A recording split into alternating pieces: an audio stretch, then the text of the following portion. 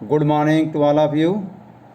बच्चों, आज की ऑनलाइन क्लास में आप क्लास 9th हिस्ट्री का लेसन नंबर 2 यूरोप में समाजवाद एवं रूसी क्रांति के बारे में पढ़ेंगे।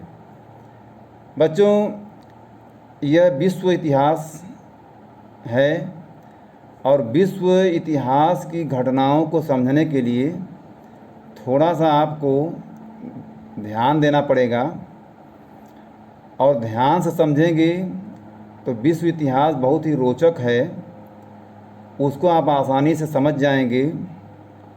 यह अध्याय काफ़ी बड़ा है, इसलिए इसके कई वीडियो आपको मैं प्रेषित करूंगा और प्रत्येक घटना को पढ़ने से पहले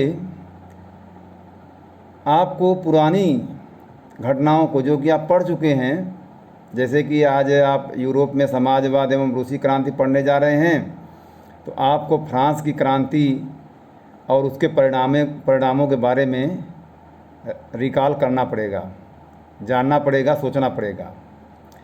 तो इस अध्याय की सबसे पहली टॉपिक है सामाजिक परिवर्तन का युग। तो आप चलिए पिछले अध्याय में, जहाँ पर कि आपने देखा था या पढ़ा था, जाना था कि फ्रांसीसी क्रांति के बाद यूरोप में स्वतंत्रता और समानता के जो बहुत ही मजबूत विचार थे वो फैलने लगे और फ्रांसीसी क्रांति ने सामाजिक संरचना के क्षेत्र में आमूल परिवर्तन की संभावनाओं का सूत्रपात किया था। और आपने ये भी पढ़ा है कि 18वीं सदी से पहले फ्रांस का समाज मोटे तौर पर स्टेट्स और श्रेणियों में बटा हुआ था और समाज की आर्थिक और सामाजिक सत्ता पर कुलीन वर्ग और चर्च का नियंत्रण हुआ करता था। लेकिन क्रांति के बाद ये जो वहाँ की सामाजिक संरचना थी, इस सामाजिक संरचना में बदलाव दिखाई देने लगा। यूरोप और एशिया सहित दुनिया के बहुत सारे हिस्सों में भी स्वतंत्रता और समानता जैसे व्यक्तिगत अधिकारों के स्वरूप और सामाजिक सत्ता पर किसका नियंत्रण हो, इस विषय पर चर्चा छिड़ गई। और भारत में भी राजा राम मोहन राय और डेरोजियो ने फ्रांसीसी क्रांति के महत्व का उल्लेख किया। बहुत सारे लोग क्रांति पश्चात, फ्रांस की क्रांति के बाद यूरोप की स्थितियों के बारे में जो बहस चल रही थी उसमें कूद पड़े, मगर सभी लोग यूरोप में, सभी लोग समाज में परिवर्तनों को लेकर, बदलावों को लेकर एक मत, एक विचार नहीं रखते थे। समाज में परिवर्तन हो या न हो, क्या परिवर्तन हो क्या न हो, इस पर सबकी अलग अलग राय थी। और बहुत सारे लोग बदलाव के लिए तो तैयार थे, लेकिन वो चाहते थे कि यह बदलाव धीरे धीरे हो। कुछ लोग ऐसे भी थे जो कि बदलावों का समर्थन नहीं करते थे, लेकिन कुछ लोग ऐसे थे जो चाहते थे कि बदलाव तो हो लेकिन धीरे धीरे हो। तो एक खेमा मानता था कि समाज का आमूल पुनर्गठन होना जरूरी है। आमूल पुनर्गठन मतलब पूर्ण रूप से समाज को फिर से पुनर्गठित किया जाए।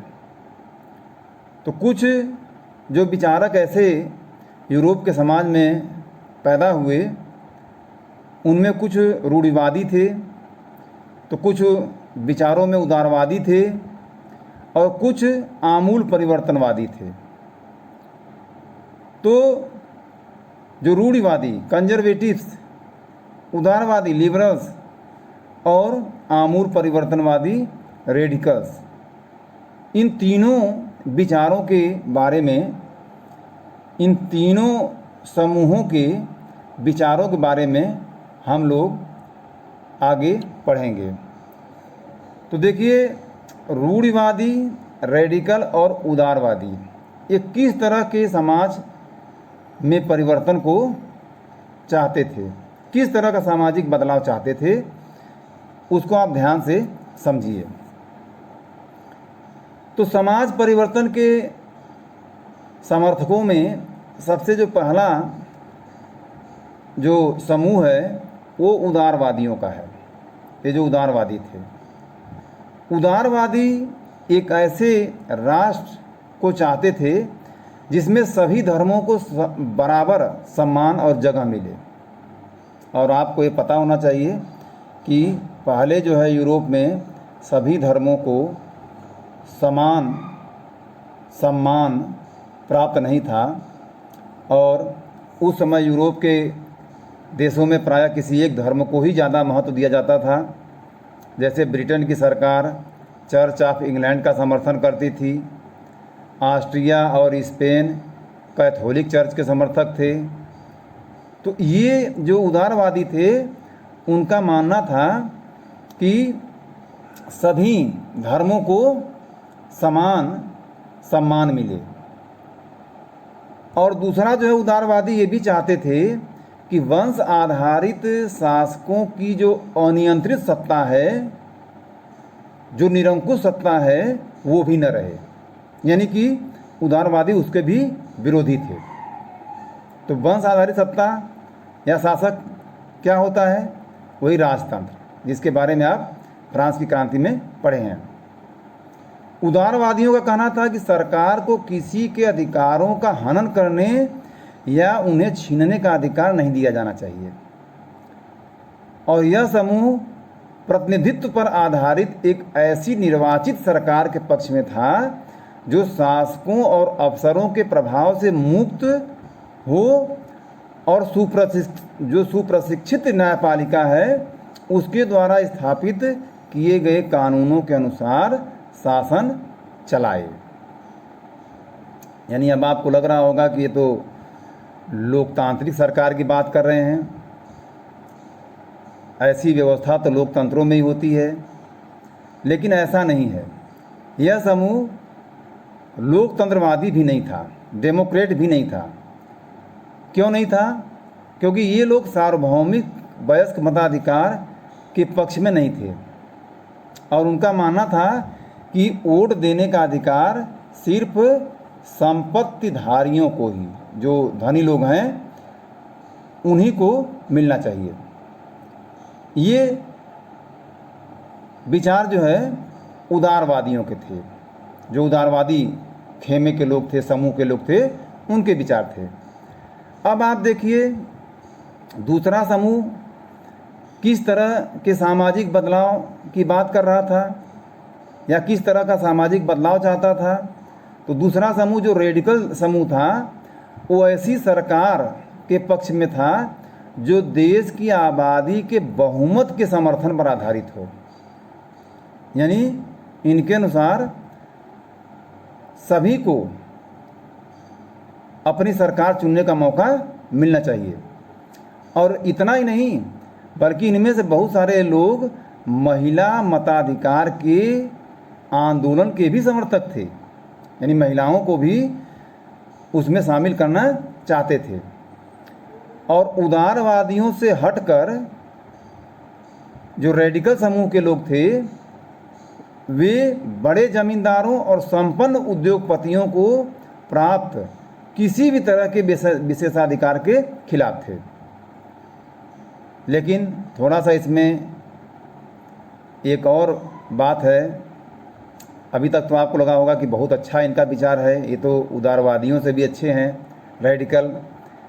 लेकिन ये भी निजी संपत्ति के विरोधी नहीं थे, क्योंकि इन लोगों में बहुत सारे लोग ऐसे थे जिनके पास अपनी निजी संपत्ति हुआ करती थी।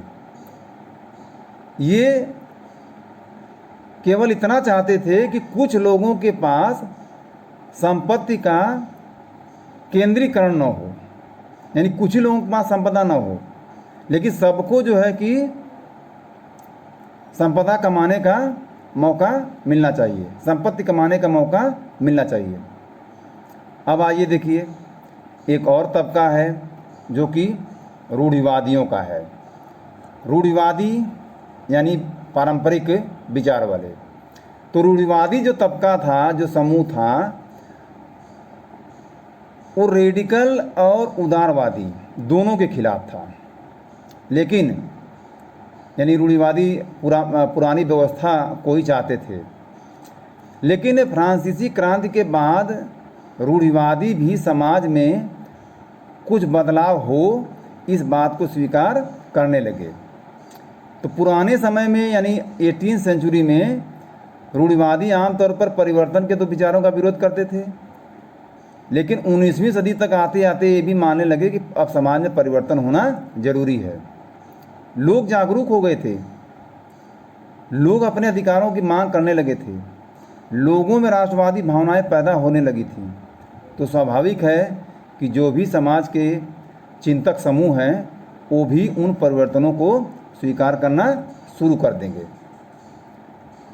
तो ये जो रूढ़िवादी थे वे परिवर्तन चाहते थे, लेकिन जो है कि व्यापक स्तर पर ये परिवर्तनों के समर्थक नहीं थे, और ये चाहते थे कि जो परिवर्तन हो वो धीरे धीरे किया जाए। अब इसके बाद हम लोग आते हैं अगली टॉपिक पर, औद्योगिक समाज और सामाजिक परिवर्तन। बच्चों, जो इसके ऊपर की टॉपिक आपने पढ़ा, रूढ़िवादी, उदारवादी और रेडिकल, इन तीनों समूहों, ये विचारधाराएं थीं जिनको लेकर अलग अलग लोगों के समूह थे। इन तीनों में क्या अंतर है, या इन तीनों की विचारधारा के बारे में आप लिखेंगे। अब नेक्स्ट टॉपिक है औद्योगिक समाज और सामाजिक परिवर्तन। तो राजनीतिक रुझान, ये जो लोगों में शासन समाज को लेकर के दिलचस्पी पैदा हो रही थी, यह दौर गहन सामाजिक एवं आर्थिक बदलावों का था। और यह ऐसा समय भी था जब नए शहर बस रहे थे, नए औद्योगिक क्षेत्र विकसित हो रहे थे, रेलवे का काफ़ी विस्तार हो चुका था और औद्योगिक क्रांति संपन्न हो चुकी थी। अब देखिए, जो औद्योगिक क्रांति संपन्न हुई तो निश्चित तौर पर एक औद्योगिक समाज की भी रचना होगी, और जो औद्योगिक समाज होगा उनकी अपनी कुछ परेशानियां होंगी, वो भी कुछ परिवर्तन चाहेंगे। तो औद्योगिकरण ने औरतों, आदमियों और बच्चों सबको कारखानों में लाकर खड़ा कर दिया, और कारखानों में काम के घंटे तो बहुत ज़्यादा होते थे, लेकिन मजदूरी जो है बहुत ही कम मिलती थी। तो बेरोजगारी आम समस्या थी। औद्योगिक वस्तुओं की मांग में गिरावट आ जाने पर बेरोजगारी और भी बढ़ जाती थी। शहर तेज़ी से बस रहे थे और फैल रहे थे, इसलिए आवास और साफ सफाई का भी काम मुश्किल होता जा रहा था शहरों में। तो उदारवादी और रेडिकल जो लोग थे वो औद्योगिक समाज जो कि शहरों में बन रहा था, काफ़ी तेज़ी से फैल रहा था, लोगों की भीड़ जो है शहरों में हो रही थी काम के लिए, आजीविका के लिए, उनकी फिर नई नई समस्याएं पैदा हो रही थी। उन समस्याओं का हल ढूंढने की कोशिश या बताने की कोशिश उदारवादी और रेडिकल विचारकों ने अपने अपने तरीके से किया। तो उनके विचार क्या थे, फिर से यहाँ पर देखिए, लगभग सभी उद्योग व्यक्तिगत स्वामित्व में थे। ये आपको सबसे पहले समझ लेना है। पूंजीवादी व्यवस्था एक प्रकार से इसको कहा जाएगा कि उत्पादन के सभी साधनों पर पूंजीपतियों का अधिकार होता है, धनी संपन्न लोगों का अधिकार होता है। तो लगभग सभी उद्योग उस समय व्यक्तिगत स्वामित्व में थे। अब बहुत सारे रेडिकल और उदारवादियों के पास भी काफ़ी संपत्ति थी। उनके यहाँ बहुत सारे लोग नौकरी भी करते थे। उन्होंने व्यापार और औद्योगिक व्यवसायों के जरिए धन दौलत भी इकट्ठा की थी। इसलिए वो चाहते थे कि इस तरह के प्रयासों को ज़्यादा से ज़्यादा बढ़ावा दिया जाए, और उन्हें लगता था कि अगर मजदूर स्वस्थ हों और नागरिक पढ़े लिखे हों तो इस व्यवस्था का भरपूर लाभ लिया जा सकता है। यानी ये लोग ऐसे अवसरों की बात करते थे जिसमें लोगों को आगे बढ़ने का मौका मिले, लेकिन ये लोग जन्मजात मिलने वाले विशेषाधिकारों के विरुद्ध थे। तो व्यक्तिगत प्रयास, श्रम और उद्यमशीलता में इनका गहरा विश्वास था, और ये लोग मानते थे यदि हर एक व्यक्ति को व्यक्तिगत रूप से स्वतंत्रता दी जाए, गरीबों को रोजगार मिले और जिनके पास पूंजी है उन्हें बिना रोक टोक काम करने का मौका दिया जाए, तो समाज तरक्की कर सकता है। तो इसी कारण 19वीं सदी के शुरुआती दशकों में सामाजिक परिवर्तन के इच्छुक बहुत सारे कामकाजी जो स्त्री पुरुष थे, वे इन उदारवादी और रेडिकल समूहों के, उनकी पार्टियों के इर्द गिर्द गोलबंद होते गए, यानी उनके समर्थक बनते गए। अब ध्यान दीजिए कि यूरोप में 1815 में जिस तरह की सरकारें बनी, उनसे छुटकारा पाने के लिए कुछ राष्ट्रवादी, उदारवादी और रेडिकल आंदोलनकारी क्रांति के पक्ष में थे।